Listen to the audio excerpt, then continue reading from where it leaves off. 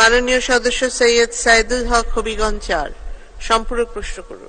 মাননীয় স্পিকার, মাননীয় মন্ত্রী, আপনার কাছে আমার একটু জিজ্ঞাসা হচ্ছে কি, আমার 2 উপজেলা, এর মধ্যে একটি উপজেলায় আমার ডাক্তার দরকার হচ্ছে গিয়ে 23 জন, আছেন হচ্ছে গিয়ে মাত্র 8 জন।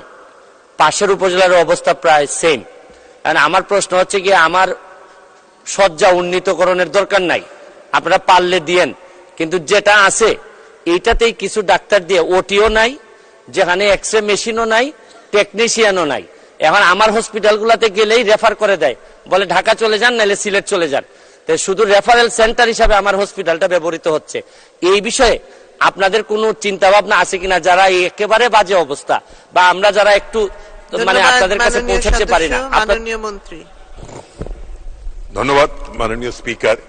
আমি আজকেই সিলেট বিভাগে একটা নির্দেশ দিয়েছি যে সিলেট বিভাগে আমি 6 তারিখে সিলেট যাব।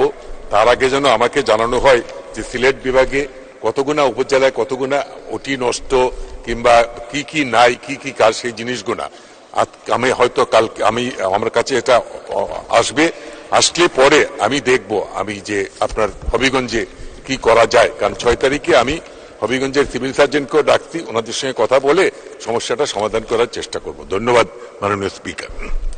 ধন্যবাদ মাননীয় মন্ত্রী।